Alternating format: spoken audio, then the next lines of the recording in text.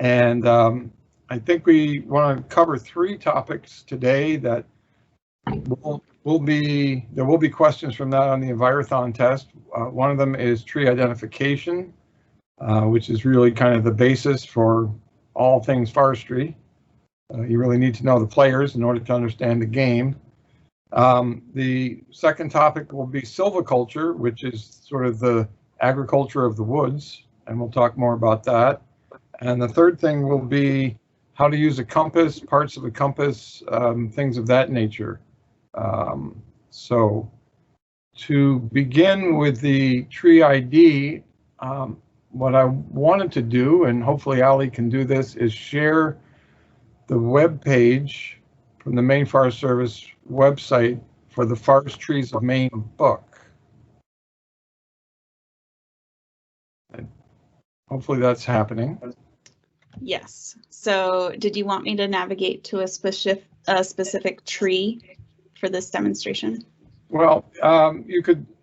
So right now, if people are looking at that page, they'll see that you can do that. There's a species list, and you can look at an individual tree, or on the right-hand side, there are links to sections of the book, to PDFs. Hopefully you all have the book or have access to the book itself, which is even better. But just want everyone to know where it is online, and if you ever wanted to just print off just the information, the pages for a given species or for a group, like maples or pines or oaks. And Ali, I don't know if you can show them a couple of those things. I'm trying to show them that they can open up the full PDF version of the book, Right. so that they could print it as a full book. And then I kind of hovered my mouse over the sections where they could search by tree group or the individual species link. Okay. But the PDF is taking forever to load because this is a giant document. It is, and it has lots of really good pictures. Yes, it does. Which is a great thing when you're actually holding the book in your hand, but not so much when you're waiting for a download. Right. So you don't necessarily have to follow through with that if you want. Well, it's almost done. Okay. Well, then, good. Almost done. All right.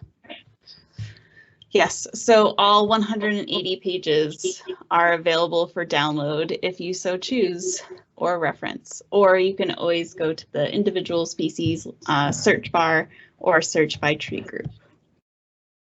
All right. Anything else? No, I think that would be enough. And like you said, you put the link to that in the chat so folks can find it more easily. And I believe it's also in the reference materials that Dale has been sharing with the teachers as well. Perfect. All right. So I think a great thing to do now as far as tree identification would be to show the video that a handful of us at Maine Forest Service put together last fall, late summer and fall. It's not every tree in the book, but it's quite a few of them. And it's about 20 minutes. And I think that way we kind of spread the love here. I'm in the video, but so are 2 of our other foresters, Mort Mosswild and Jan Santerre. So Ali, if you can show that, that would be great. Okay. I'm also putting the link to the video in the chat just in case there are any issues with audio and video syncing. Because the internet has been iffy today. Oop, I didn't tell it to share the computer volume. There we go.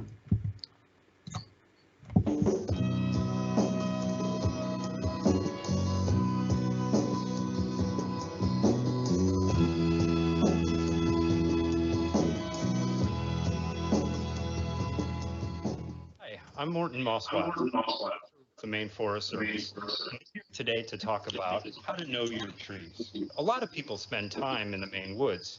Not everybody knows the trees that are around them. It's not that hard.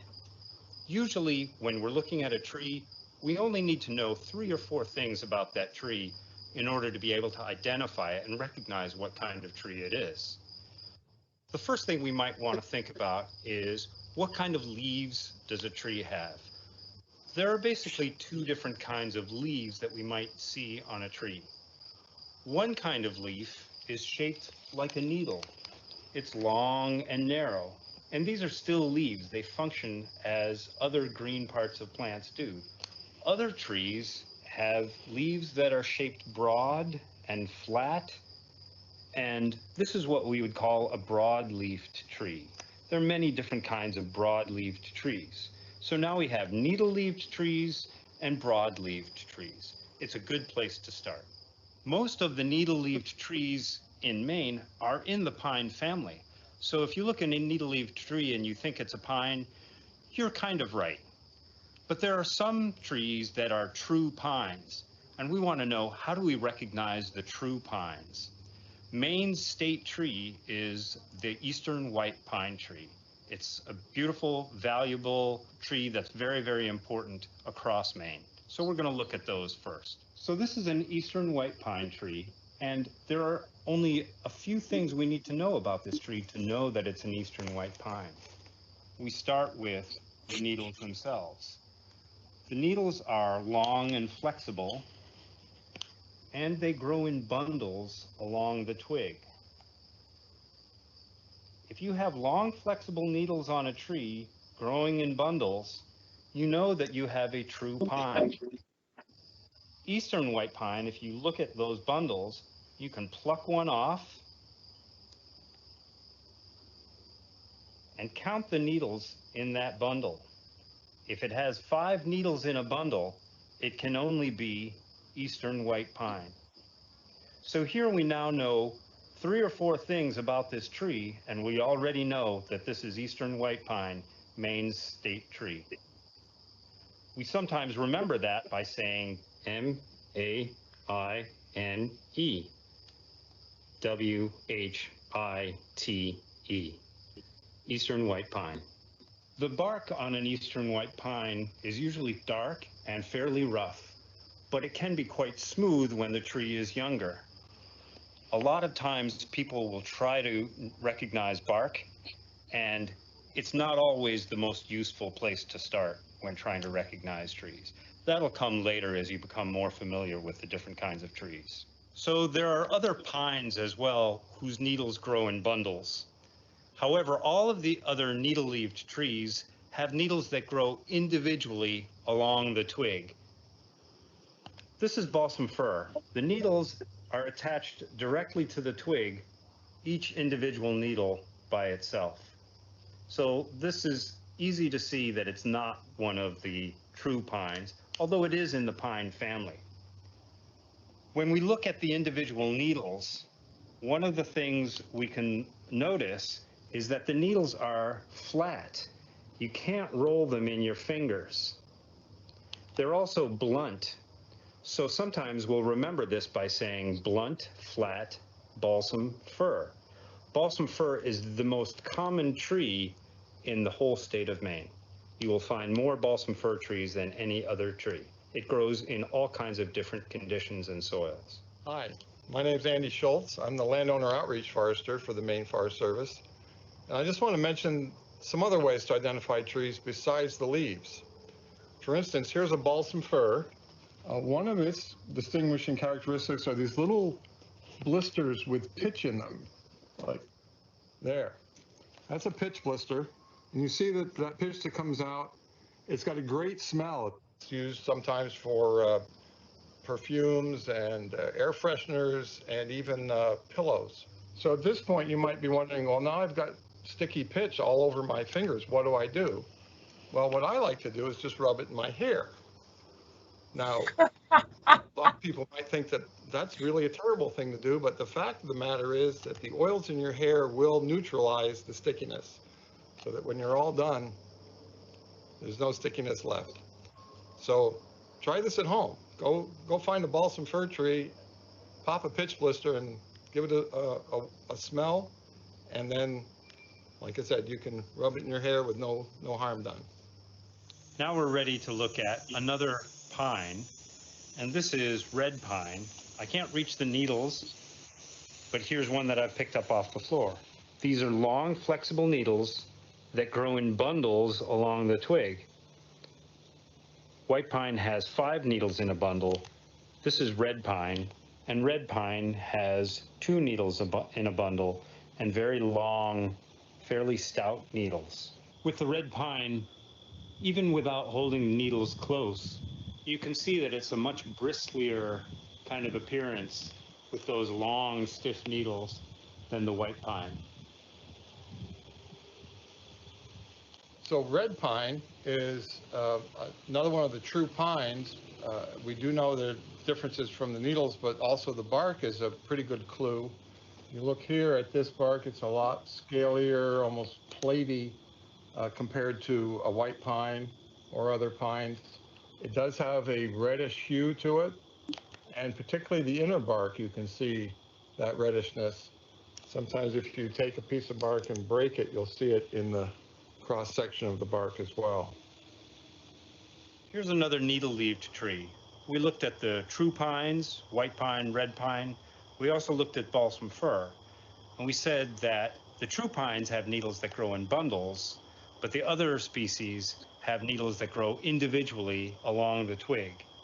That's true of this one. This is a spruce. And you'll notice each individual leaf, each individual needle grows directly along the twig. It looks a little bit like balsam fir. There are a couple of different ways to tell the difference between them. The needle on a spruce has edges. It's kind of square in cross section, and you can actually roll it between your fingers. A balsam fir needle is flat, so the spruce is square, the fir is flat. Another way to tell the difference is just with how spiny the needles are. Blunt, flat balsam fir contrasts with spiky spruce. If you grab hold of a spruce, you'll feel it in your hands. It's a lot spikier and sharper because the ends of each of the needles are sharper. So we've talked about needle-leaved trees. Now we're going to look at some broad-leaved trees. Remember, a broad-leaved tree is just one that has leaves that are flat and broad. This is a broad-leafed tree. Now we can further divide the world of broad-leaved trees between those that have a simple shaped leaf, like this one. This is just a simple oval shape, and some leaves will be more rounded on some trees, and some will be more oval. They might have a longer tip or a narrower tip. They may be flat at the base or round, but it's a simple shape. Some kinds of trees will have lobes, so we call this a lobed leaf. I think of your earlobe as kind of a way to think about these protrusions here along the edge of the leaf. So we're looking at a simple broad-leaved species or kind of tree. This is American beech. So how do we recognize American beech? Remember, I said we only need to know 3 or 4 things about each kind of tree. This American beech has veins that are almost perfectly straight and almost perfectly parallel. You can see that better on the back of the leaf sometimes. Perfectly straight veins, perfectly parallel. At the end of each vein is a little tooth or a little point on the edge of the leaf. There's only one kind of tree that has straight veins like that with a little point at the end. It's American beech. If you think of it, the points or the teeth are all pointing off in one direction. And sometimes I think of it as the waves washing up on a beach. So that's another way to recognize and remember American beech. So there's one more way to recognize American beech, and it's a pretty surefire way. Even in the wintertime, you'll notice these long, sharp buds. Those are next year's leaves waiting for spring. And you'll see them even in the wintertime.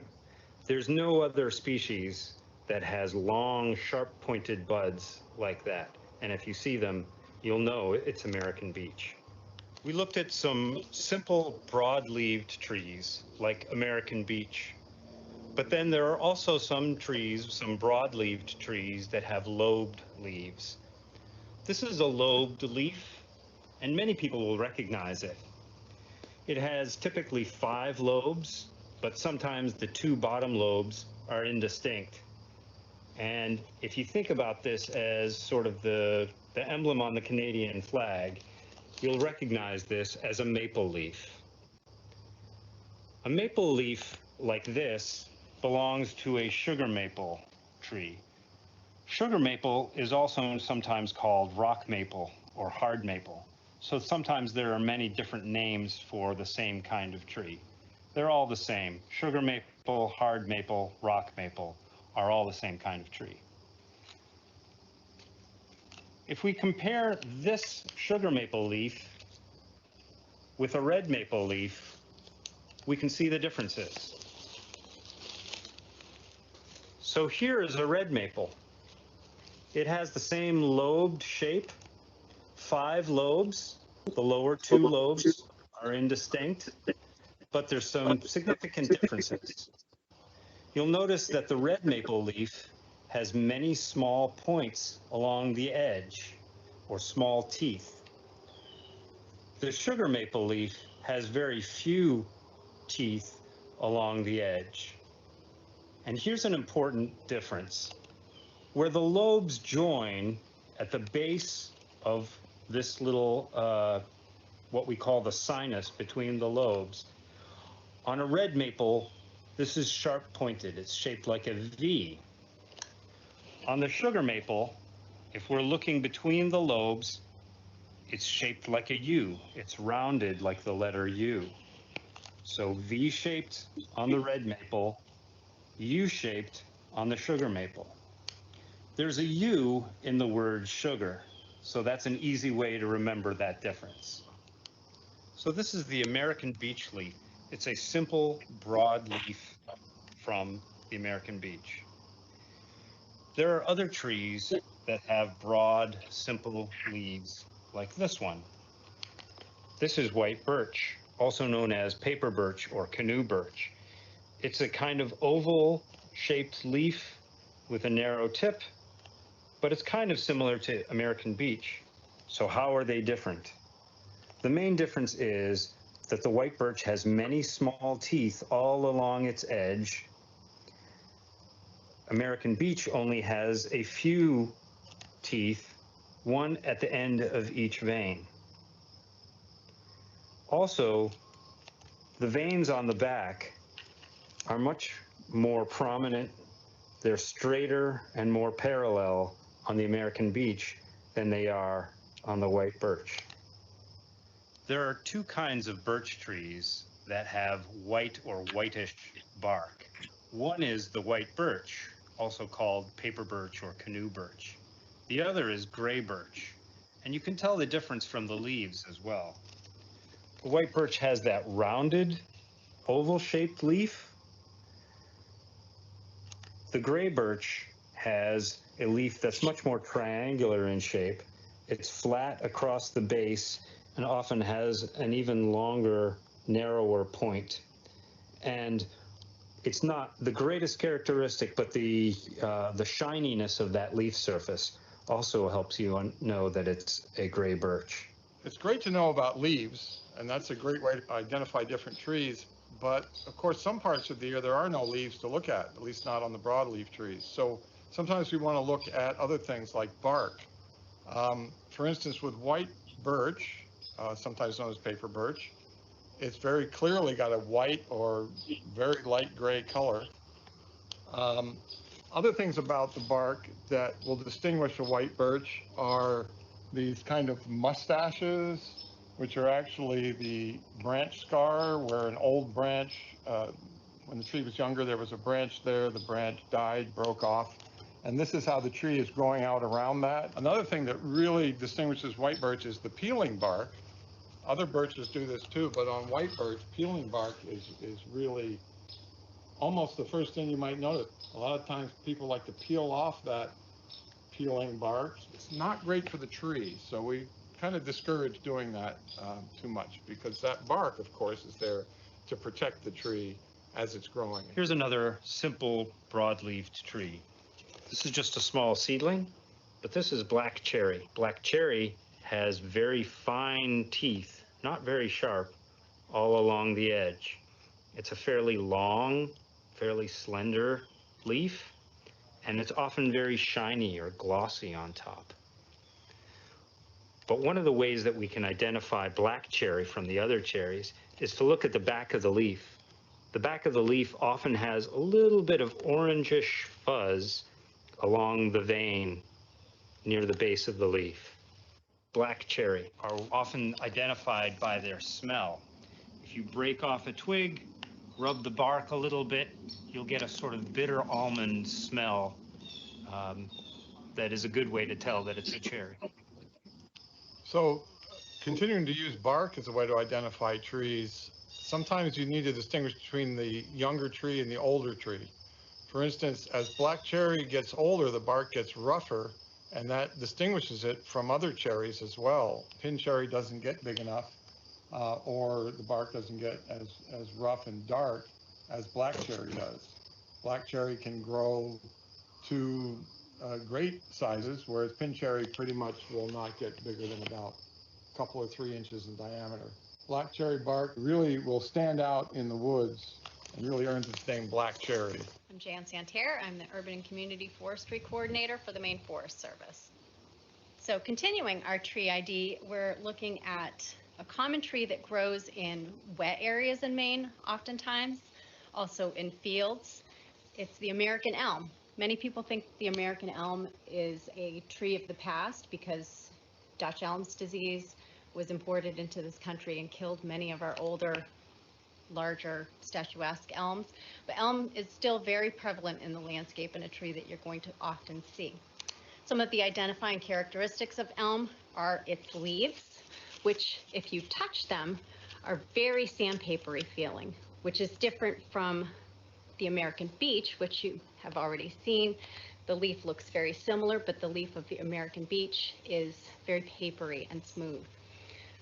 They have a oblong leaf with each vein ending in a tooth. And then also something that's unique about elm is the leaf base on each of the leaves is asymmetrical. It will not meet each other. When elms grow to any size, they also display this classic shape, which we often refer to as a vase shape. In my mind, it looks like a crown of broccoli. So go ahead, give it a try. Go out there in the woods near your house or the trails that you like to hike and take a look at the trees. Remember, you only need to know a few things about each tree to be able to recognize it. If you really want to appreciate the story of trees and the story of the woods, then it really helps to know the players. And I encourage you to pick up a copy of The Forestries of Maine and use the book to help you navigate your tree identification journey.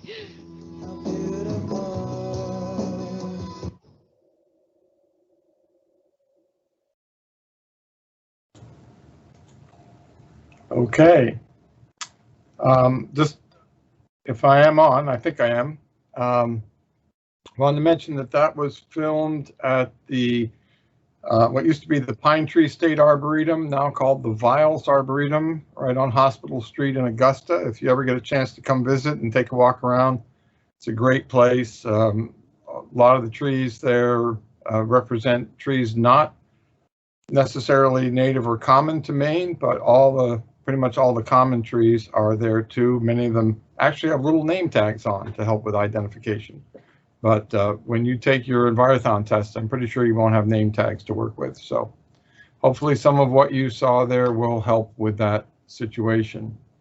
And I also like to mention, as you saw in the video, it's about using your eyes, but also other senses too, touch and smell, to identify trees. So Ali, if we have time, do you want to just see if anybody has a quick question about tree identification right now? Absolutely. So far, nothing has been entered into the chat, but we can take a quick moment to let people either unmute themselves or quickly type a question that they have into the chat. I'll give them about a minute to do so. And if I don't see or hear anything, then we can move on to the next section. Sounds good.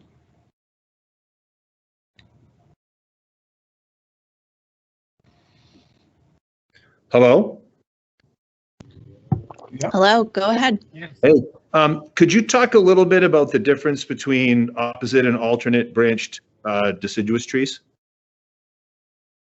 Sure.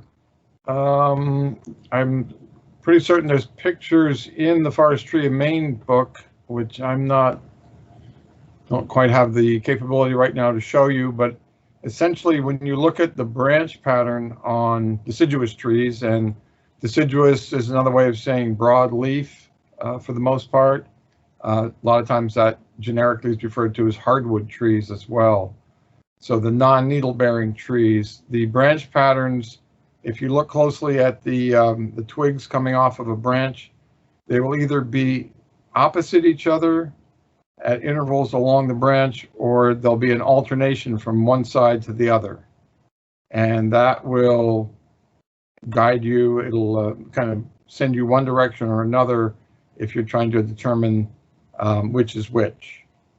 Now, I know that if I try to say that right now, I'm going to get it wrong, so I'm not going to try. Just know that if you pick out that characteristic, you will be able to further, that's one of the other things to know about a tree to help determine what species it is. And you'll find out more about that in the book. Thank you. We often talk about the opposite trees being a mad horse, maple ash, dogwood, horse chestnut. So thank you for that. Yeah, and I knew if I said that, I would probably say that they were the alternate trees. So I'm glad that you have the good information there. And that's a little acronym to recall which ones are opposite.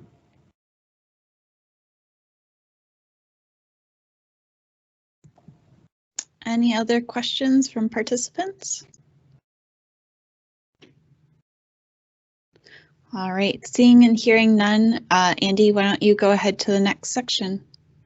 Okay, so I'm going to attempt to share a screen and bring up a PowerPoint about silviculture. So wish me luck.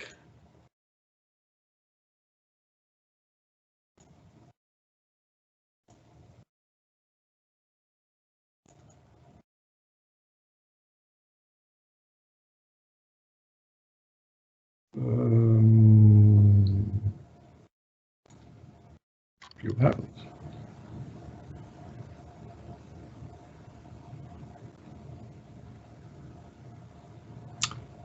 Okay, is everybody seeing a title slide that says silviculture? Yes, you're good. All right. Okay. So what is silviculture? Silviculture is the art and science of managing forests for desired outcomes. The reason we say art is that we're applying sound forest management techniques to meet landowner objectives and the needs of society in a specific place at a specific time. So it's not always one size fits all.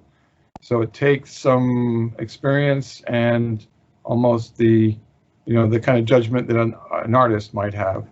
The science, of course, is using data that is collected to make informed science-based decisions about things such as, how to regenerate the stand and, whether it's ready for regeneration, so on and so forth. So that's why we refer to it as both an art and a science. When we mention that it's managing for outcomes, that's just a way of saying here's some of the things that you can use silviculture to achieve. One is species composition, that is which tree species are out there, and we just spent some time on tree ID. Let's say, for instance, you've decided you want to grow more pine and less beech. There are silvicultural methods to do that. Regeneration of the stand and of the forest is very often primary outcome of silviculture. In fact, you'll see that a lot of the names of silvicultural systems is based on the way in which you are using them to regenerate the stand to get new growth, essentially replace eventually the stand that you're looking at. You can also use silvicultural techniques to promote the growth of individual trees. You may not be ready to bring on the next generation of trees because you want to grow the trees you have for a while longer, and you may want certain trees to have better growth opportunities than others for a whole variety of reasons. And then there's, besides all the sort of timber related outcomes, there's things like recreation and wildlife habitat, where by manipulating the vegetation as it was, cutting some trees and growing others, you can make for different types of recreational opportunities. For instance, if hunting is your recreation of choice, certain types of trees are going to help deer and other game species, other trees less so. Then there's other wildlife habitat features. You may want to promote different types of songbirds, and different types of songbirds use different parts of the forest. So we use silviculture to establish those different parts of the forest. Clean water is something we all appreciate. We might take it for granted, but the fact is we get it in large part due to the fact that we have forests that filter water. Well, making sure that your forest trees are growing well and that you're replacing old stands with new growth is a great way to protect clean water. So as you can see, and certainly in any individual case, there can be more desired outcomes. So silviculture is really a means to an end, although it never ends. So a silvicultural system is a planned program of treatments during the whole life of a stand and beyond, designed to achieve specific objectives. And the picture you see there is sort of a stylized version of a stand. One model of silviculture is you grow a stand, you thin it, you tend to it, and then you harvest it, and then you regenerate it. There are other types of silviculture that maintain some level of cover throughout and doesn't really necessarily regenerate a whole stand at the same time, but you have a constant combination of regeneration, tending, and some level of harvesting over a period of time. And we'll get to that in a little more detail in a second. So, silvicultural system has generally these goals. First of all, meeting the goals and objectives of the landowner, and that's something that silviculture really does have to take into account. Who owns the land and what is it they're looking for from the land? Some forest land's owned by the state, some is owned by the federal government, some may be owned by your local town. A lot of land in Maine is owned by private woodland owners, and they have a whole variety of goals and objectives. In fact, most of them have multiple goals and objectives. So that's where a lot of this starts. What is the desired outcome or the goals and objectives? Next, it's the timely availability of many forest resources, not just timber. Although, as you probably know, in Maine, the timber industry is big at all levels. We have big mills, small mills, and medium mills, and a lot of folks engaged in harvesting and transporting wood and wood products.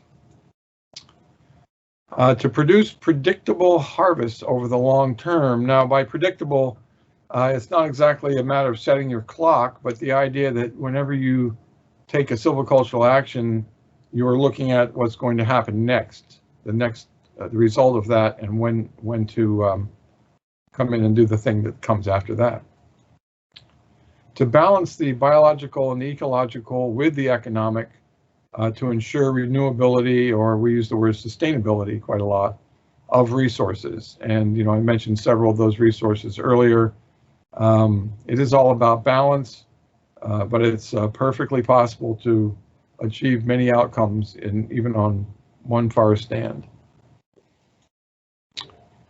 Providing for regeneration, as I mentioned, that's one of the keys to silviculture, to make sure that we do have continuous forests.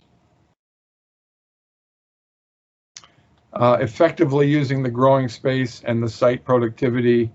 That's usually a function of how much sunlight is reaching a given tree or reaching the ground.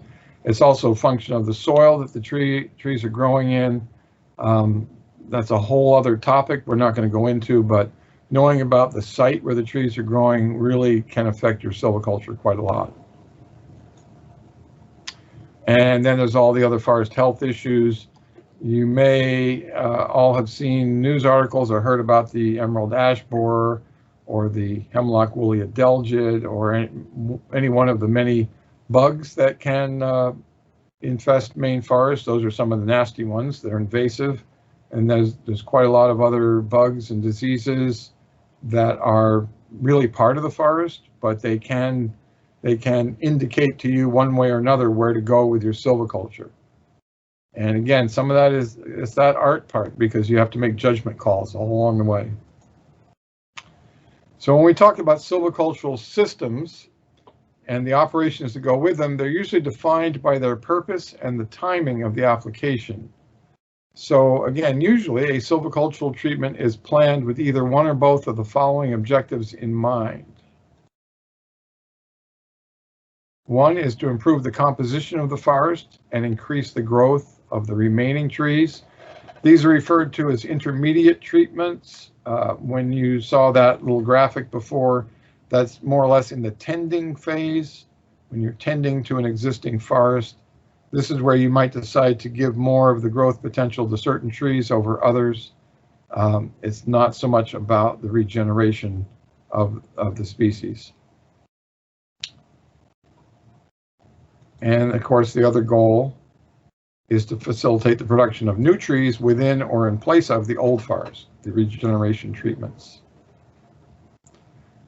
So I do see a question in there. I think let me just get through this presentation. I think then we'll be can more easily answer that one. Another important part of what you need to know about the trees in the forest to make some of these decisions about silviculture is their shade tolerance. Shade tolerance refers to any plant, but in our case trees, the ability to tolerate low light levels.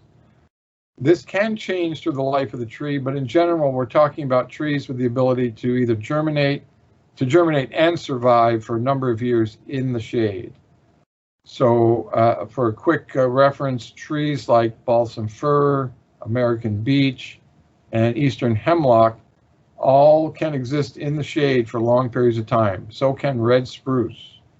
Red spruce can hold on in the shade for 70 or 80 years as what looks like a seedling, and then when it gets to the light, it can start to grow and live for hundreds of more years. So you need to know that about the different trees. Some of the trees we looked at in the ID section, like paper birch, do very poorly in the shade. They need a lot of light to get established, which is why you'll see them when a field starts to grow back or immediately after a heavy harvest, such as a clear cut.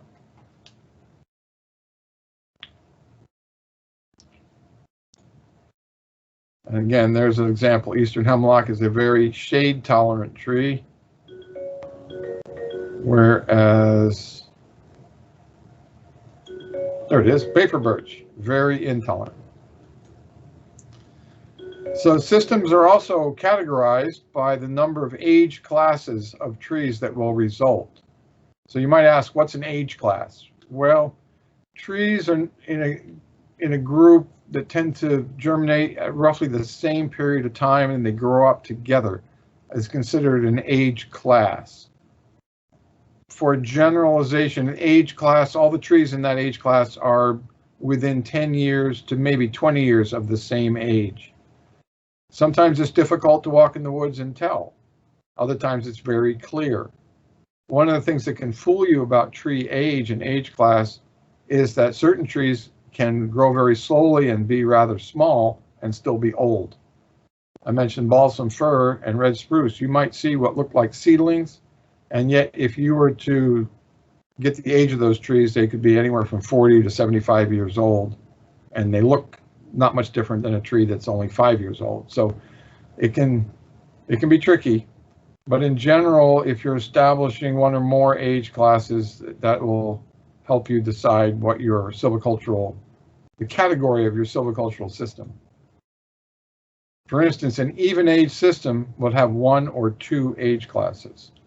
So if it has one, pretty much all the trees in there are within, let's say, 10 to 20 years of the same age. They all came up together after some event. They're growing up together, and eventually they might either start to die or be harvested at roughly the same time. We have a lot of stands in Maine with 2 age classes. So you'll look at the overstory, the trees you see when you look up, and then you'll look down and see what are clearly younger trees. And there's kind of a graphic on an even age forest where they're all about the same height too. And height's a better indication of age rather than diameter, just as a clue.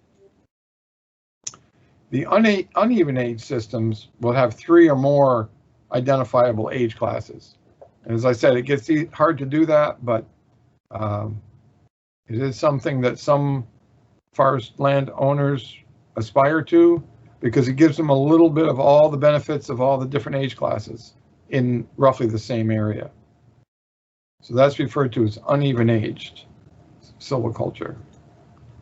And you might see a stand where you've got some very tall trees, some intermediate trees, and then some smaller, younger trees.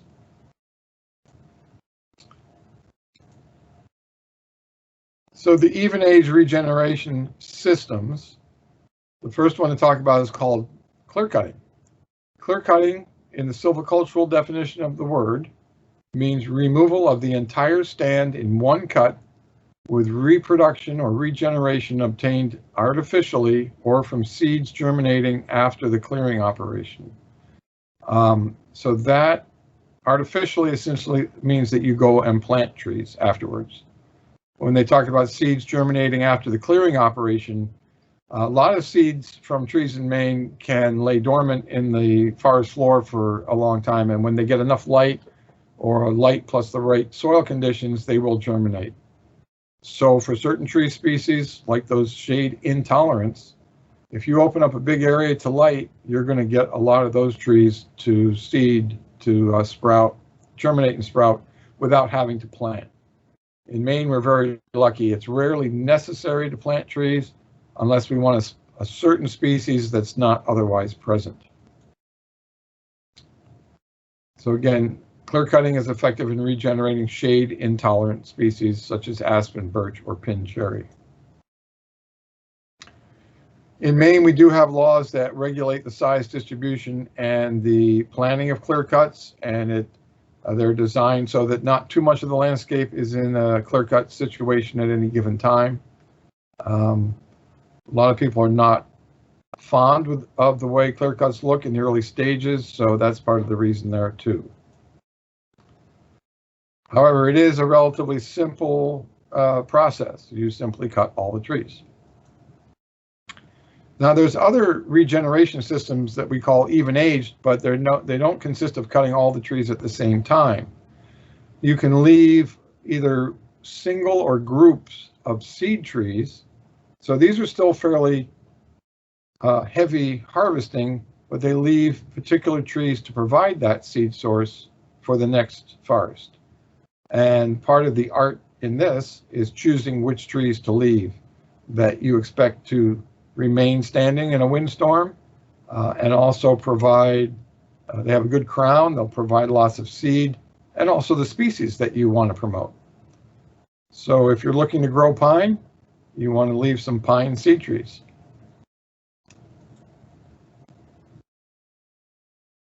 And I think I probably just said this, but these seedlings will establish in the open from seed provided by scattered large trees that are retained after that first cut.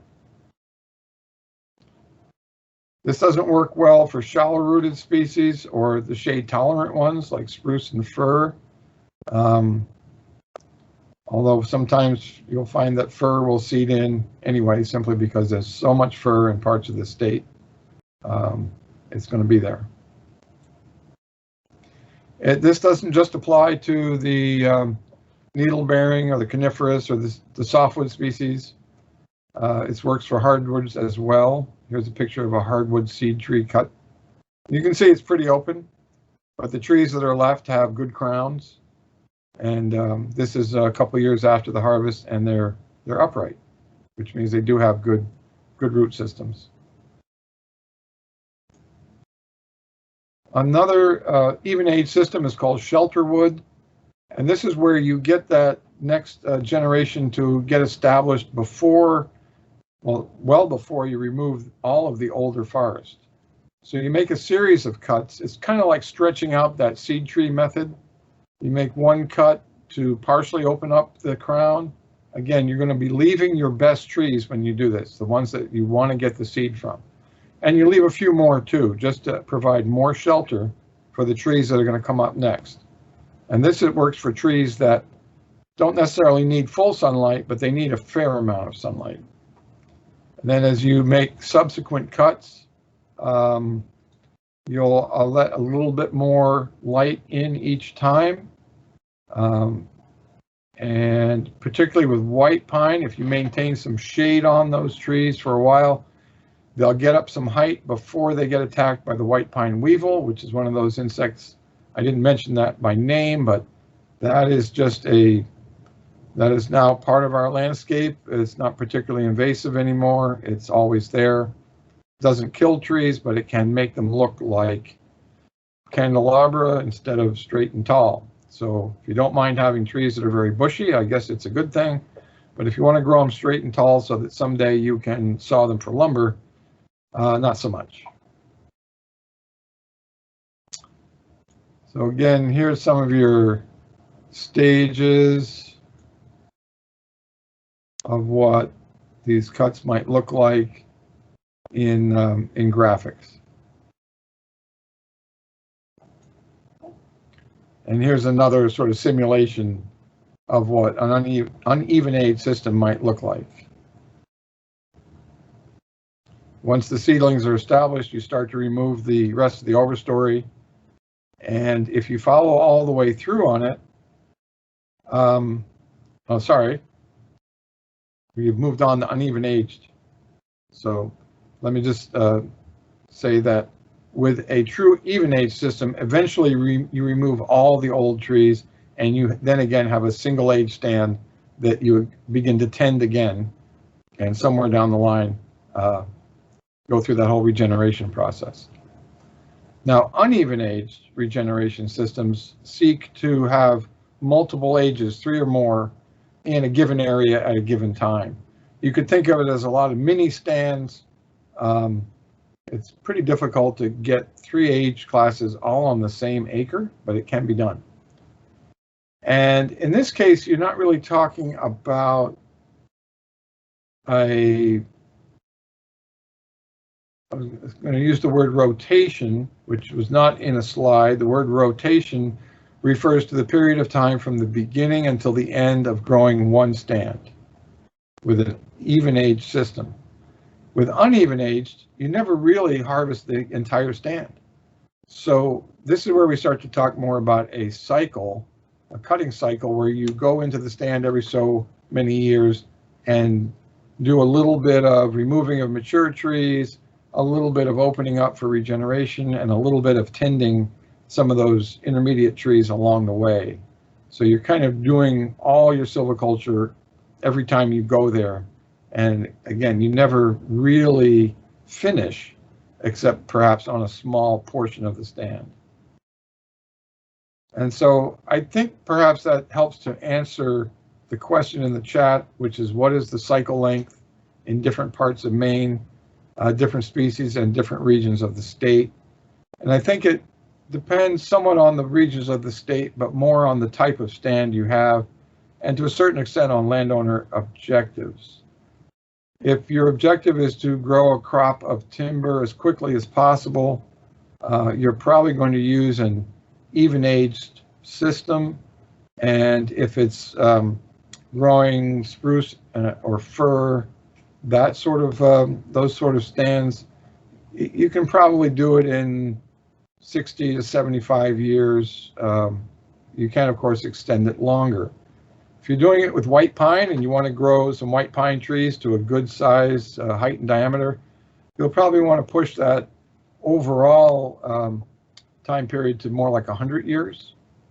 And if you're working with hardwoods, you're probably in the 75 to 100 year time frame. Remember, that's for even aged.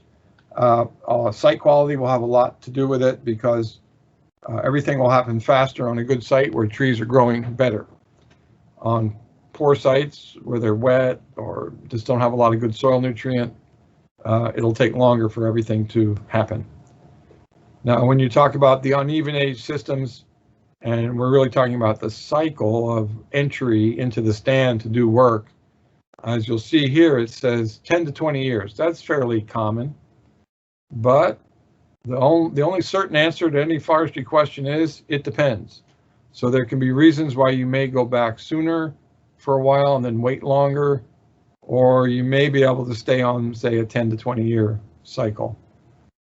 You do want to recognize issues that come up that may bring you back into the woods sooner, like insects or disease, because if you've invested a lot of time in growing certain trees and now something's threatening them, you may want to capture the value sooner rather than later. And again, talking about uneven age systems, 3 or more age classes is considered the definition of that uneven aged system. The word selection is up here too. And in the silviculture textbooks, that's the word you'll see, selection systems. Don't confuse it with selective cutting. Selective cutting is a generic term, just means you don't cut all the trees at once. You select some and not all. And that can mean a lot of different things. So since you guys are participating in Envirothon, I don't know, it could be a question, the difference between selective cutting and selection. Just saying. And here's some pictures of uneven aged silviculture, where as you enter the stand on several different occasions. And just to go back, you'll see there's always some of that overstory there with good crowns.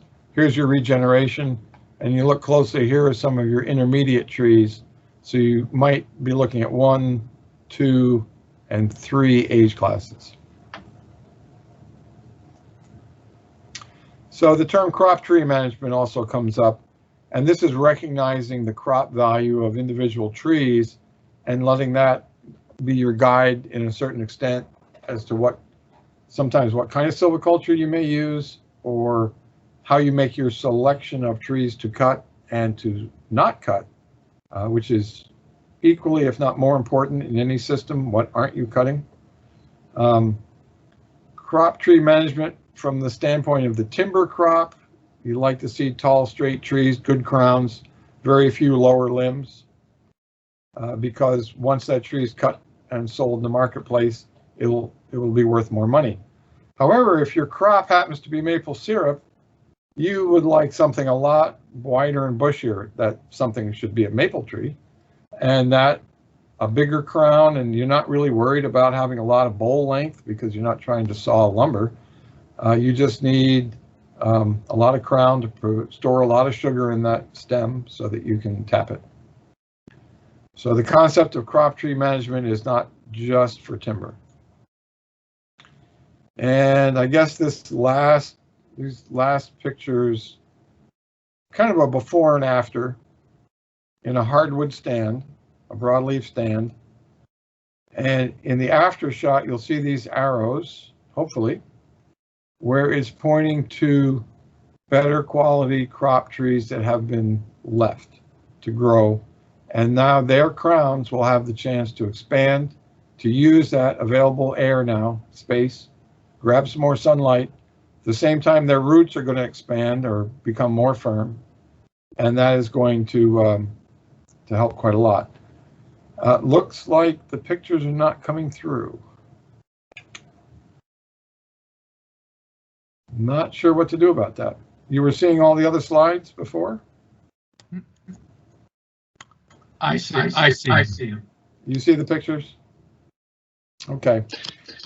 Yeah, I'm seeing you, Andy, but when I try to click on the pictures, it just goes black.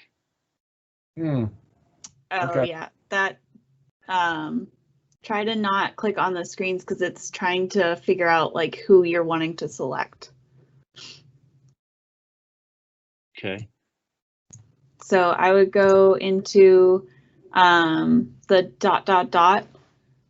part of your toolbar and try to either put it on focus or full screen. And that should bring the presenter view back to being the main screen that you're viewing.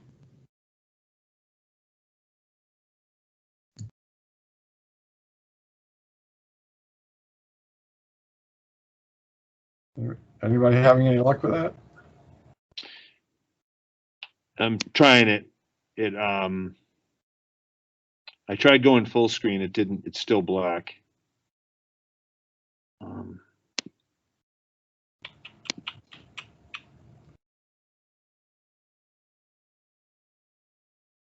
You can say I hesitate to try anything too fancy on my end, or the whole thing could crash.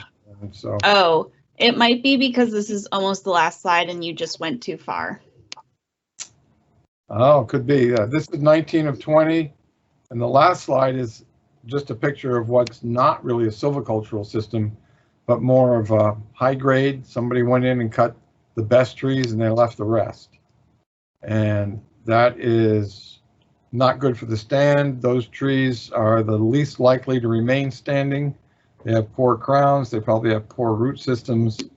They're not great seed sources, and it'll be a long time before they have any increased timber value.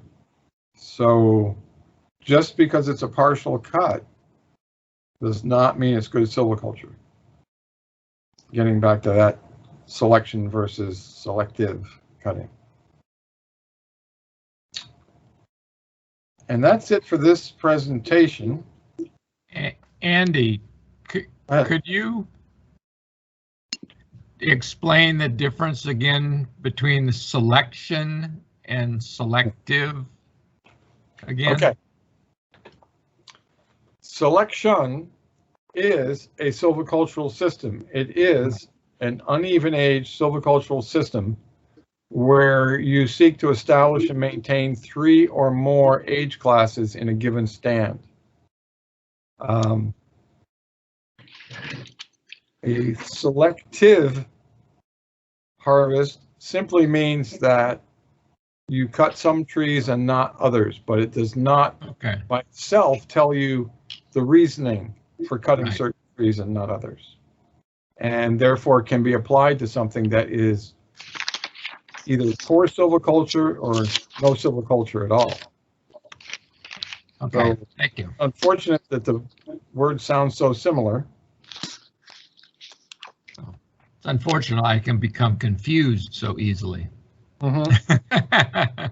Well, personally, I prefer not to use the word selective cutting. I understand that many people do, and they mean it to be a good thing, and that's wonderful. I try to use the word partial cutting and then go on to explain what is going on with the partial cuts, because even a seed tree system is a partial cut.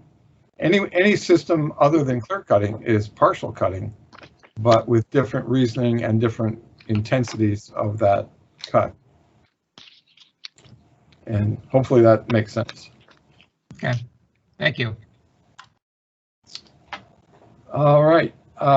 Any other questions about silviculture while we're here? There aren't any in the chat. And just for a quick time check, we are at 4 o'clock. So we'll have some time for the compass presentation, but we'll want to try to end around 4:30 so that we have some time for questions at the end. Okay, so to move on to the next presentation, should I be stopping presenting? Yes. And then we'll start again.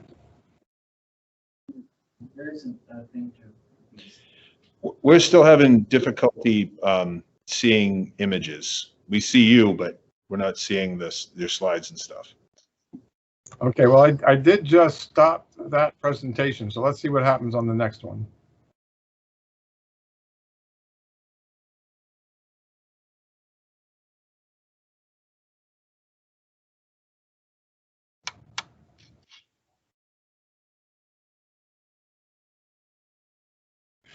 Yay. Okay, it's How we working. doing now? All right. So Andy, before you get started, I'm going to have you go up and click on right next to the arrows, 1 of 57, and click the eyeball so you have a slash through it. I think that might help. Sorry, you said something about eyeballs. Yes, up at the top, there's a little section on your screen that says take control, like 1 of 57 with some arrows. There should be a little eye icon next to it. Well, not seeing that. Okay, never mind them. Nobody just click on the screen because you might be progressing the slides ahead of Andy, and that might be why you're losing visual. Oh. This says, here's an eyeball. It says prevent participants from moving through the shared presentation on their own. So That's the one. there we go. Hopefully that solves that. Now let me just go back to the beginning. So everybody should be seeing the title slide called Using a Compass.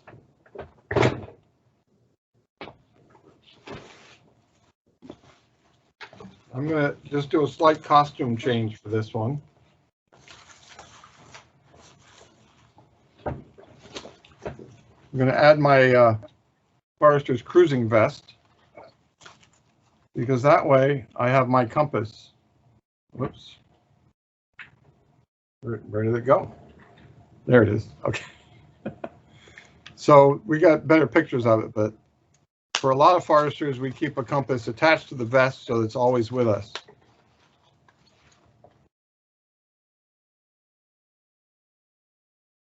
The most important navigational aid that you have is your brain, working with your eyes usually.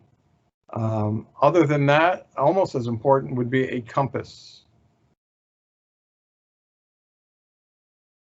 There's a number of reasons to use a compass. One is to set a direction, like I want to go south. Another is to set a course to a destination. I want to head towards that mountain I can see. One of the best reasons to use a compass is to be able to get back from where you're going. If you know that the pickup truck is in a certain place and you know the direction you went when you left the pickup, you should be able to reverse that direction or come back to that spot. Also to find a position on a map.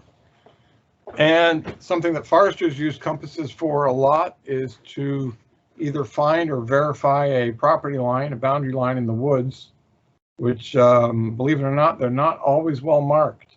So sometimes if you know the particular compass bearing of a property line and you can leave a known point and follow your compass and find the next piece of that property line. So that tends to be how I use a compass a lot. Now, a lot of talk. Keep in mind this slide shows from about 2004. So back then, it was recently that there'd been a lot of talk about using GPS. Now, of course, probably everybody that's listening has got a phone that has GPS built in, they're great. They're wonderful tools and they help you do a lot. But you should never rely on them exclusively when navigating in the woods. And if we could do Q&A, I would ask the question, why not? And the first answer would be, well, what if the batteries go bad?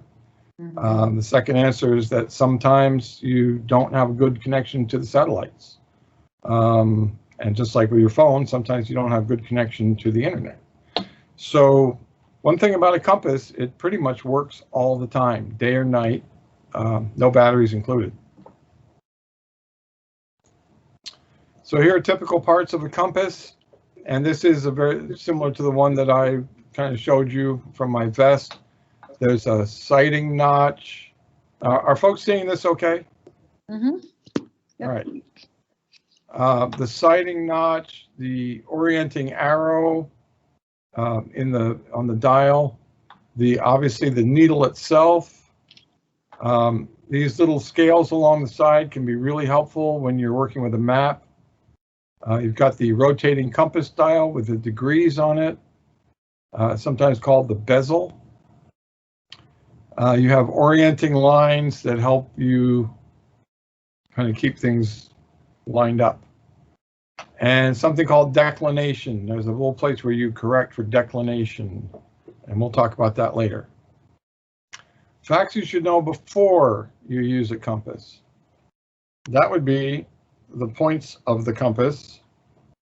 Start with the basic, the 4 primaries: north, south, east, and west. This is sometimes referred to as the compass rose. You'll see on old maps, very fancy pictures, diagrams with the north, south, east, and west, and a lot of fancy stuff that goes with it, real flowery even, so that's why they call it a compass rose. Should mention that in between the 4 cardinal points, there's 4 more primary points. The halfway between north and east would be northeast. Halfway between south and east is southeast, southwest, and northwest. So you get the picture. Now there's 2 ways to talk about the degrees in a compass. The term azimuth is a compass direction expressed as an angle with respect to north. So north is both 0 and 360. And you might recognize that as the 360 degrees of a circle. So you divide all the directions into 360 smaller degrees. Azimuth goes clockwise, starting at north, considering north to be 0, counting upwards in a clockwise direction until you get to 360, which is also north. So there's another trick question for you. Is north 0 degrees, 360, or something else? Just trying to help the test preparers. So here's again how you would look on a azimuth compass dial. And this is something you need to know about your compass. Some dials are, the degrees are there in the 360 azimuth style. I'm jumping ahead, but here is the other kind called the bearing compass. And notice that the degrees only go up to 90, then they count down. And they go up to 90, and then they count down. So that's something you need to know about your compass right off the bat. So let me back up a bit. And still talking about azimuths. An azimuth reading of 45 degrees means 45 degrees clockwise from north. And that happens to be northeast. So your intermediate directions are the halfway points between the cardinal directions, and they're 45 degrees either way from a cardinal direction. Now with azimuth, you might have something like a 315 degree direction, and then you would start at 0 and go all the way around to here and come up with 315, which just happens to be 90 degrees from west, I think. Well, not exactly, but it's in the northwest quadrant of the compass. Now, the other kind of way of counting degrees is with bearings. So when somebody says bearings, generically it just means to figure out your direction, but more specifically, this is looking at just the degrees between the cardinal points. So instead of going 0 to 360, you would start at north, go 0 to 90 at east, or start south and go 0 to 90 also at east. So the way that you keep track of where you are with these, because here's a 0 to 90, sorry, well, yeah, a 0 to 90, another 0 to 90, and so on and so forth. So you need to not only give the degrees, but you need to say kind of which quadrant it's in. So there's the picture of the bearing compass. And here's what I mean by the quadrant it is in.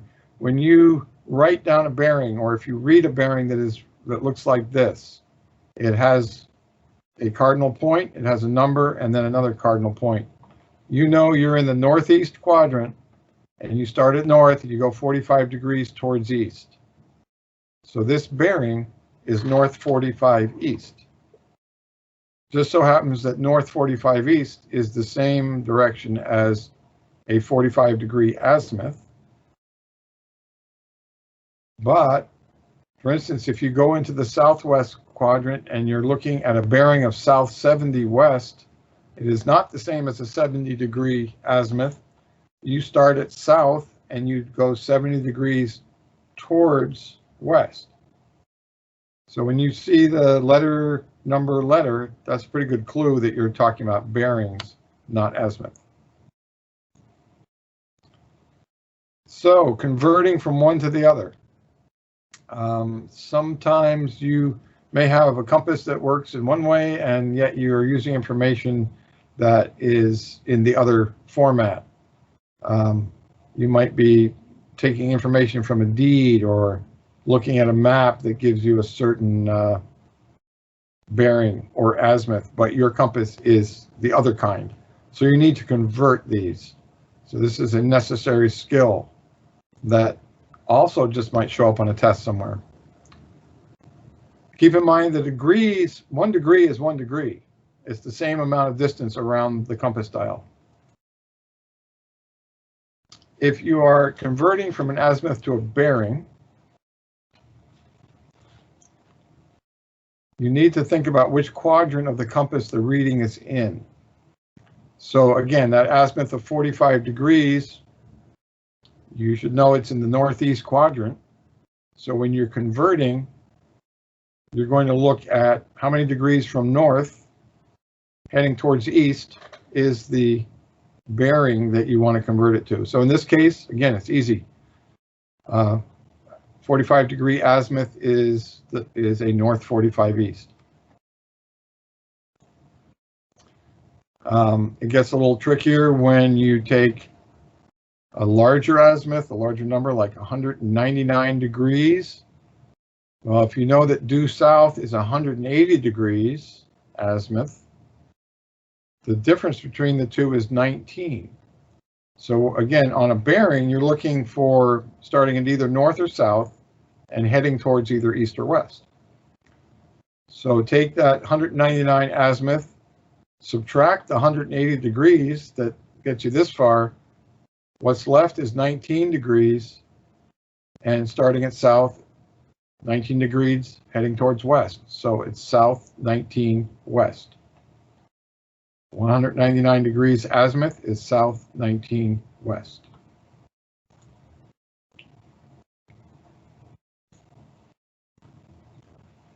And just more of the same. If the azimuth reading is in the southeast quadrant, you subtract, let's see if I get this right, subtract the azimuth degrees from 180 to get the bearing. So 130 degree azimuth, 180 minus 130 equals 50. But remember which direction you're going. So you start at south and you go 50 degrees towards east. That's because you're in the southeast quadrant.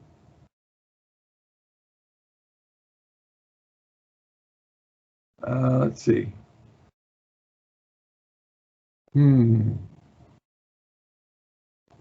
If you're reading the chat, Andy, we got it all covered. Yeah, okay, good. I will keep talking until somebody tells me not to. Okay. So again, converting azimuth to bearing, you need to figure out what quadrant you're in with the azimuth. Then the difference between that azimuth number and either the nearest south or the nearest north, whichever quadrant it is in, and then establish that you're going from north towards west if you're in the northwest quadrant, from south towards west in the southwest quadrant, so on and so forth. And here's just some more diagrams of that.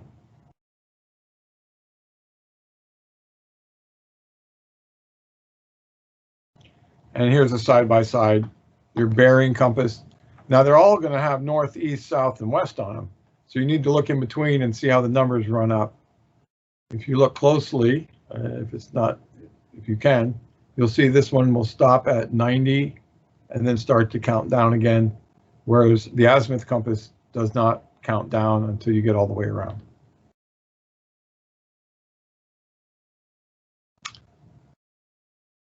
Now going the other way, it's just the same thing in reverse. When you start with a bearing, you already know what quadrant you're in. So now it's most generally adding some numbers to the bearing, the number of degrees in the bearing, so that you can locate that same direction in terms of 0 to 365 instead of somewhere between 0 and 90.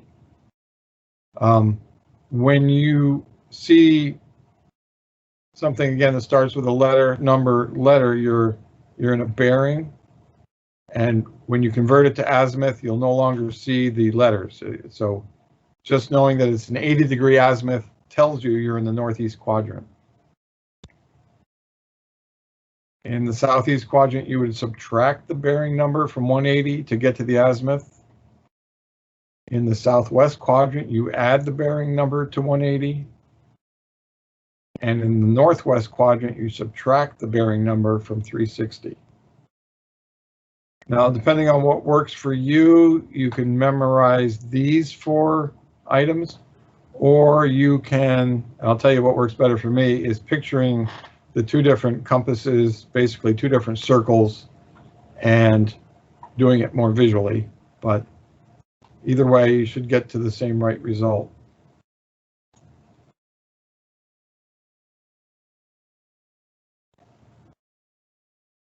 Okay. I guess I'll just keep going, save any questions. So declination. Yes, and you have about 10 minutes left, Andy. Okay. I think then I might just quickly say what declination is and not spend a lot of time on it. The fact is that a compass needle points to a magnetic north, not the, quote, true or geographic north. You might see this marking here on a topographic map that shows you the difference in degrees. Here's the picture of the globe showing the geographic north, which kind of is always in the same place. Unfortunately, for this exercise, magnetic field of Earth will move around over time, which means the direction the compass points, which is always to the magnetic north, can be different. Declination is the measure of the difference between true north and magnetic. And if you're going to adjust from one to the other, you need to know what that declination is. I intended to look it up. The most current declination, I believe that when this slideshow was put together, the declination was considered to be 15 degrees difference. That, however, does change with time, so always good to check, and I'm sure there's a website somewhere that will show you this, the adjusted, not the 2004. I apologize, I should have gotten that more up-to-date slide in there, but something to do before you leave the office, before you leave the house, before you leave the pickup truck. If you have connectivity, make sure you know what your declination is. Also pay attention when you're looking at degrees to notice whether they're in true north or magnetic north. It's not always clear, especially on old deeds.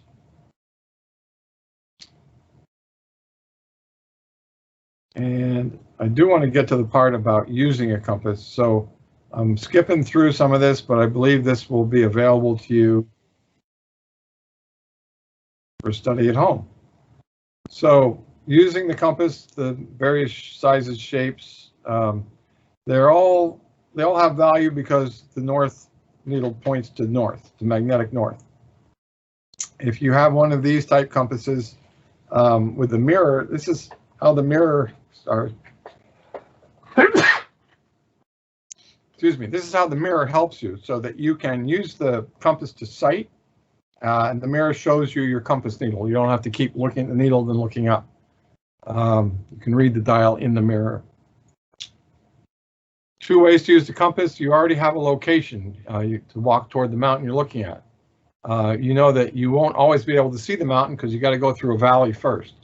So from where you can see the mountain, you take the either bearing or azimuth, you set your compass to that, and then no matter where you are, if you can keep following your compass in a straight line, you will eventually get to the mountain that you set your sights on, literally. Or you might be given the compass direction from a map or a deed or somebody's directions, and you're just going to follow that to see where it takes you. Again, you set your compass on that, and you use your sighting function. Let's go back to that picture. The key to that is to sight an object that's not too far away, that is as dead on as you can make it. When you get to that object, take another sight. The more of these little sights you take, every time you're going to correct for any built-in errors. If you try to walk a long, long way to something you can barely see, there's a better chance of you getting off a bit. And over a long distance, even 1 degree off will not take you where you want to go. All right, let's move forward.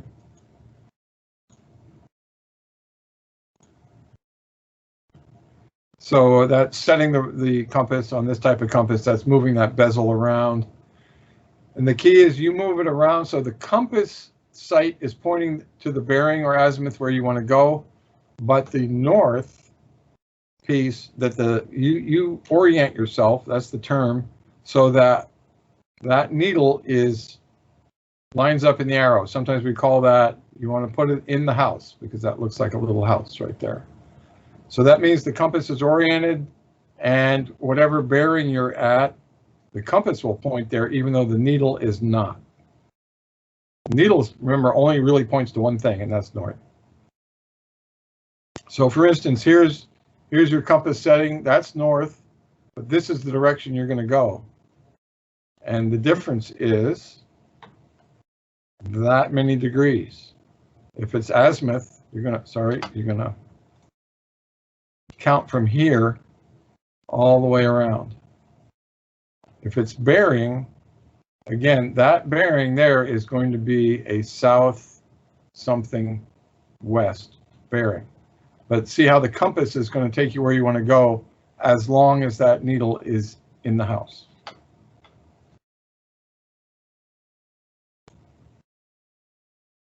So this is more of the same. Again, here we are sighting over the top of the compass. That way you can make sure the needle's lined up. And here's your sight through the sighting notch towards whatever, a tree, a branch, a rock, something. If you're working in pairs, you can send somebody ahead and have them with a stick with a flag, and you position them at the spot you want to go. Then you walk to them and take another bearing, or another sighting, I should say.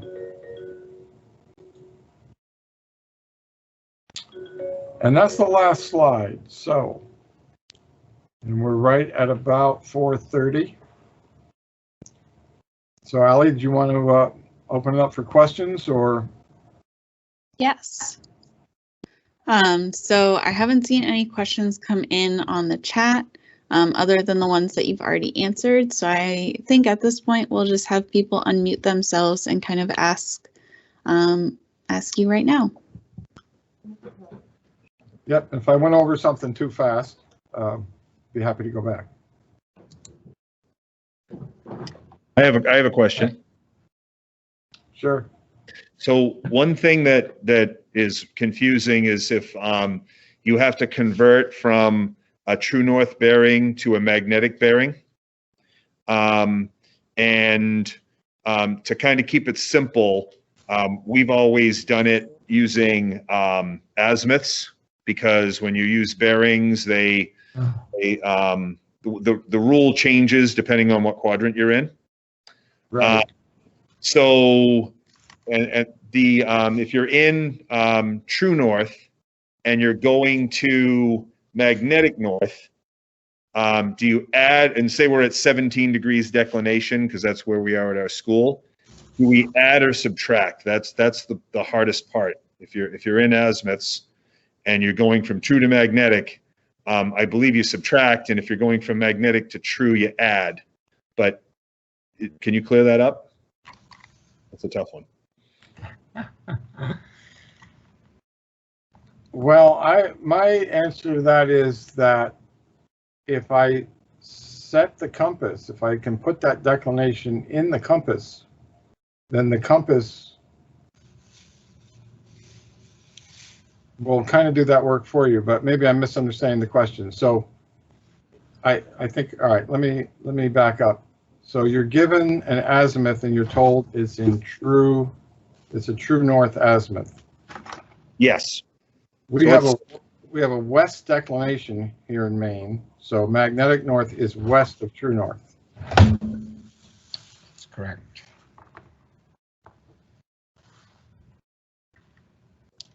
So stump the forester. I'm trying to picture it. It can twist your mind around a little bit. So the true north, to find it on magnetic. Boy, I'm drawing a blank. I think you would add the declination to your. Let's see. Point to noise. So let's work it through. Let's say you wanted to go 180 degrees. True azimuth.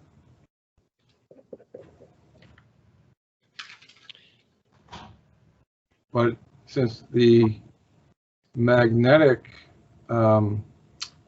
north is to the west of true,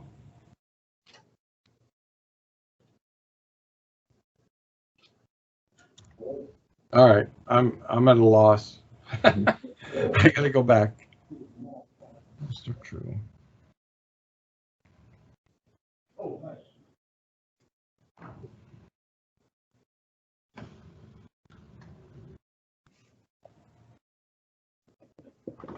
So this is a picture, by the way, of making that adjustment in the compass. Mm-hmm. That little adjusting screw there will change the inner dial relative to the outer dial. And this is where you can set your declination.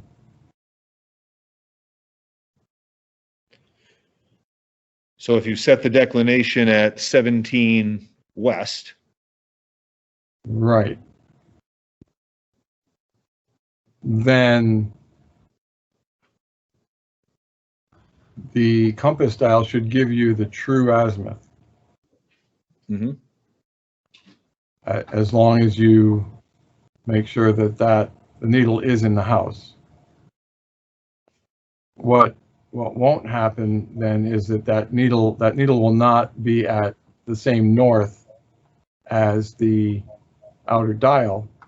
It'll be at the north plus 17. Yes. All right, maybe it's just best to read it. If you have magnetic azimuth and want to convert to a true azimuth, move your degree reading 17 degrees counterclockwise. So in azimuth, that's a subtraction. Oh, it's right there on your screen. It says, so if your magnetic azimuth is 45, the true azimuth would be 45 minus 17. So Right. that's it's right there. So to go from magnetic to true, you're gonna Subtract 17. Subtract the declination, whatever it is. Yep. And to go from true to magnetic, you'd do the opposite and you'd add 17. Because you go clockwise. Yep. Okay. That makes sense. I suppose I should have just got to this slide earlier.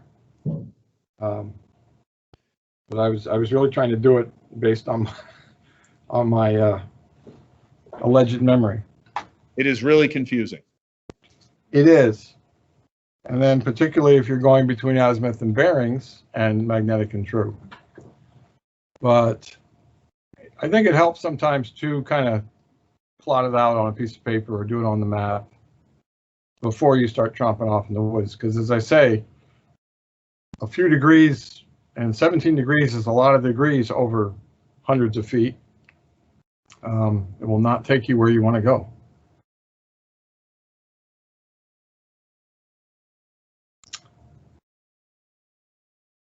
Are there any other items to go over from any of what we covered?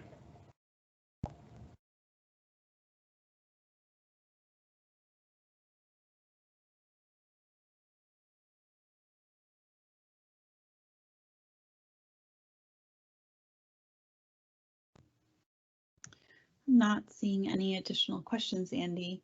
Are there any resources that you want to point people to besides the Forest Trees of Maine and some of the YouTube videos that you have online?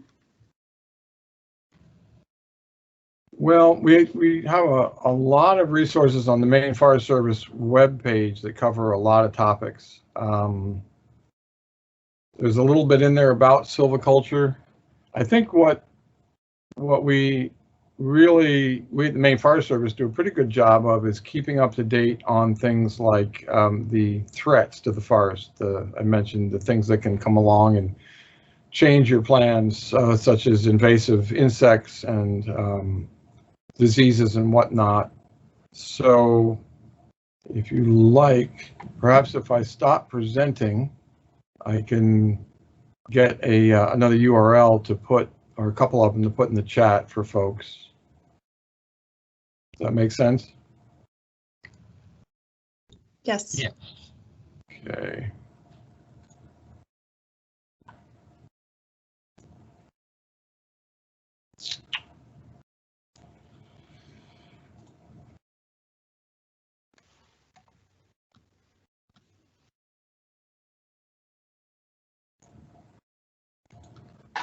So first is our home page.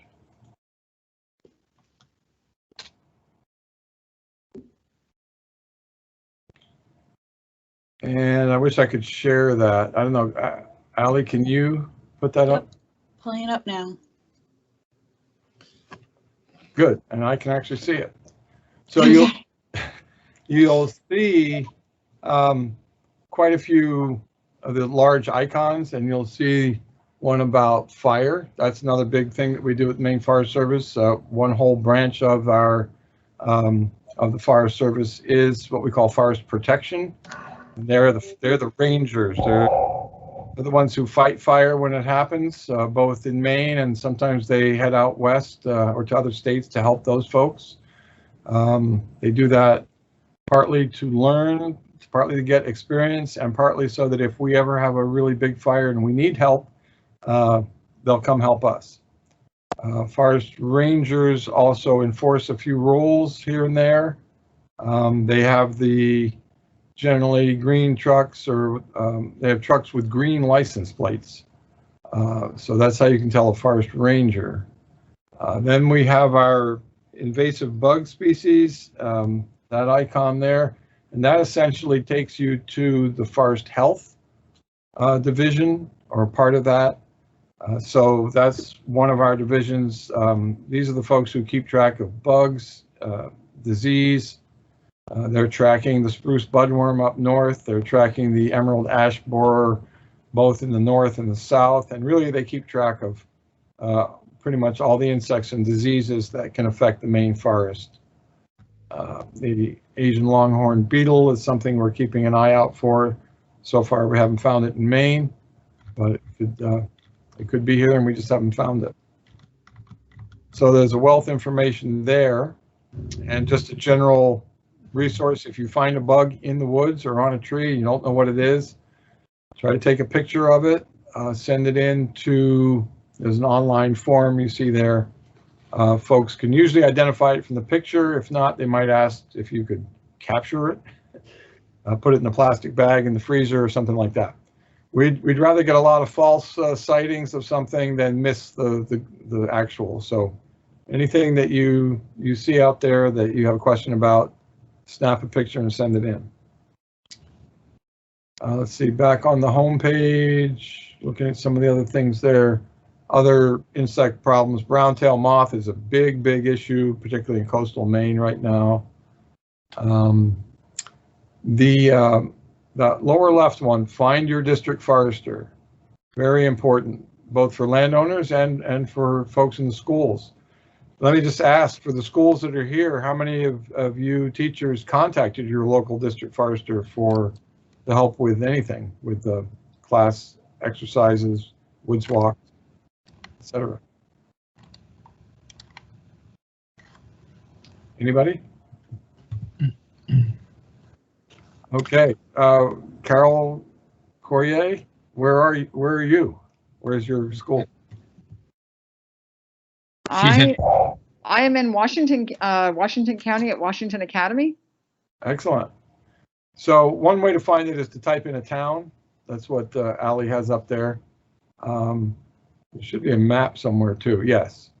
So there you can see that the district forester for Washington County and Hancock is Michael Jensen. And his contact information is right there.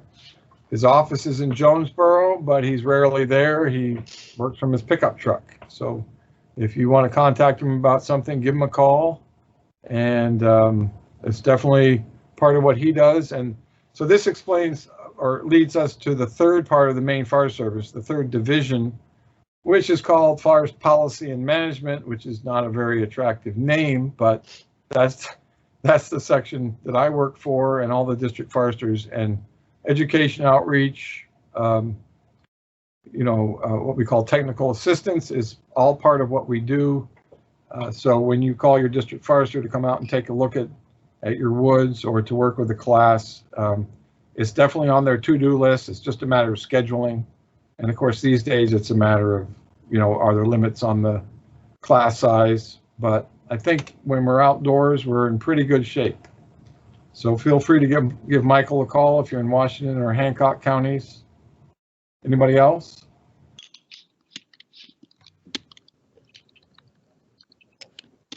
Andy, Yeah. could you just talk a little bit about some of the important, like what best management practices are and what some of the important BMPs that students might need to know are? Okay. Ali, if you Yes. can, let's see, under publications on the left, and we have what we call our featured publications, and one of our iconic books is called Best Management Practices for Forestry. This one? Yep. Okay. And so that's what the book looks like. There's been 3 editions, so it's been updated a little bit, but essentially when we say best management practices to a forester or to a timber harvester, it's pretty much all about water quality. But the way you protect water quality is you keep soil from moving very far. So it's also about protecting soil. And it's specific in the book to forest activities such as road or trail building for harvesting, and the harvesting itself. However, all the principles in that book apply to any kind of a way in the woods. So they apply to a walking trail, to a snowmobile trail, to a ski trail. Essentially, it's about water management. Usually we get a fair amount of rainfall, or we get a fair amount of snow that melts and turns into moving water. We're a little bit behind on that right now, but nonetheless, when we do get rain, and particularly heavy rain, you have a lot of water to deal with. The essential principle of a best management practice for water quality is to slow it down and spread it out. The forest floor is the best filter, the best sponge, not just the floor, the canopy as well. The canopy slows down rainfall. It intercepts a lot of it.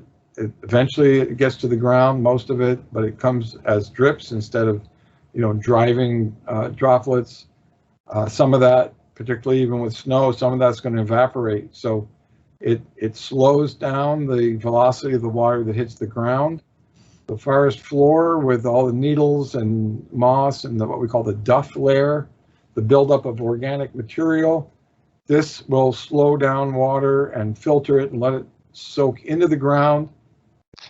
Things that create channels for water, and this is when we're talking about roads and trails and paths, ditches, ruts, anything that gives that water, that surface water, a chance to form a channel and to speed up.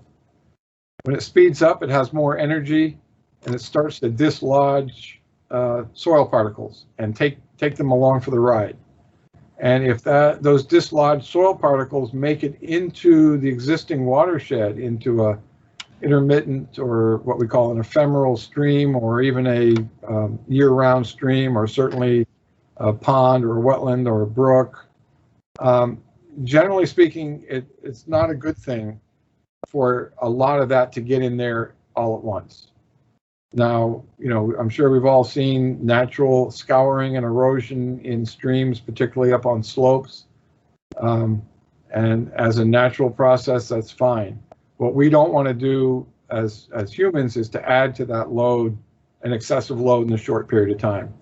So the actual practices that are used to slow down and spread out water are diversion ditches. Sometimes we call them water bars, particularly on slopes, so that the water that is running down a trail or a path or a road hits the water bar and it gets diverted out of the ditch, out of the road, into an undisturbed forest floor that acts as the filter and the sponge, and it's the place where the water spreads out and slows down. Other tools that do the same type of thing, when you look at, say, a woods road or even a paved road, but you'll notice that there's culverts. It allows water that is on one side of the road that's trying to get across and it can't because the road's in the way. It gives it a place to get across, and also should allow that water, if it's just ditch water, it should allow that water to spread out in the forest floor.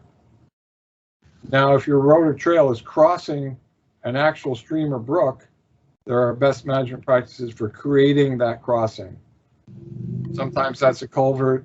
More and more, we're learning that the best way to cross any given stream is to span it from the top of the bank to the top of the bank with more of a bridge and less of a culvert. If we do use culverts, we like to use what we call open bottom culverts. They're either arched or they're kind of three sides, but no bottom. A natural bottom for a stream is the best thing for what we call stream connectivity, so that the organisms that are upstream get to go downstream and vice versa. A lot of times we call this fish passage, but it's about more than fish. There's a whole series of micro and macro invertebrates that feed the food chain that all need to move up and down a stream, a healthy stream. So one way to think of it is that a road or a trail should function, should be invisible to the stream, and ideally the stream is invisible to the road. They both do what they do without impinging on the other, because an improperly built crossing at high water, that water will back up and find its way, and it will probably take out part of that road, undermine it, or wash it away, which is a big load of sediment going downstream. And it also is a costly item if you need to rebuild the road, because you need to get to the other side. So all in all, best management practices protect the environment, they protect investment, they protect the ability for us to get from one place to another, and they protect our fisheries.